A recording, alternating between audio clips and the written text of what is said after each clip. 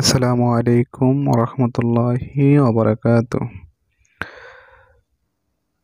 সুন্নাহ মিডিয়ার সমস্ত দর্শকবৃন্দদেরকে জানাই আন্তরিক শুভেচ্ছা ও অভিনন্দন। যারাই যেখান থেকে আমার এই ভিডিওটা দেখছেন তারা অবশ্যই অবশ্যই একটি লাইক এবং সাবস্ক্রাইব করবেন।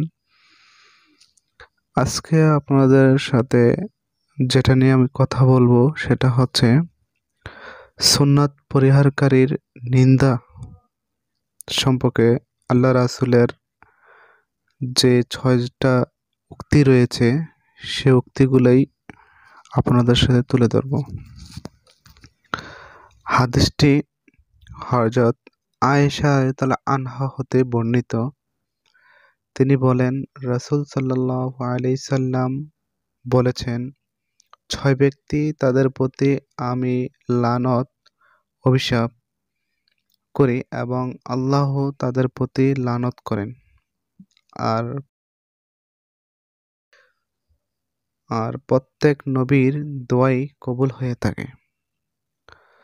সুন্নত পরিহারকারী নিন্দা সম্পর্কে আল্লাহ রাসূল যে ৬জন ব্যক্তির কথা বলেছেন, প্রথমত যে ব্যক্তি আল্লাহর কিতাবে সন্নিবেশ কিছু অতিরিক্ত যোগ করে, দ্বিতীয়ত যে ব্যক্তি আল্লাহর নির্ধারণে তাকদীরে অবিশ্বাস করে, তৃতীয়ত যে ব্যক্তি ওই উদ্দেশ্যে জোর জবরে ক্ষমতা দখল করে যে আল্লাহ যাকে অপমানিত করেছেন, যথা কাফির, মুশরিক ও ফাসিক, তাকে যেন সে সম্মান দান করতে পারে, যথা মুসলমান ও দিনদার লোক।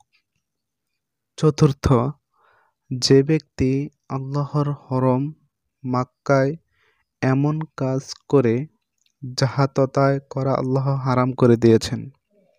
পঞ্চম আমার বংশের যে ব্যক্তি আল্লাহর কোনো হারাম করা কাজকে হালাল করে।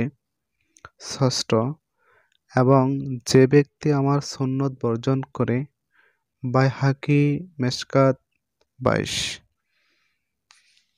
সম্মানিত দর্শক, আমরা জানতে পারলাম সুন্নত পরিহারকারী সম্পর্কে আল্লাহ রাসূলের যে নিন্দা, ছয়জন ব্যক্তির প্রতি যে নিন্দা আল্লাহ রাসূল আরোপ করেছেন সেই সম্পর্কে আমরা জানতে পারলাম। ইনশাআল্লাহ আগামীতে আরও অনেকগুলা হাদিস সম্পর্কে আপনাদের জানাবো। আপনারা সবাই আমার পাশে থাকবেন, সাবস্ক্রাইব করবেন। আজকের জন্য এ পর্যন্তই শেষ। আসসালামু আলাইকুম ওয়া রাহমাতুল্লাহি ওয়া বারাকাতুহু।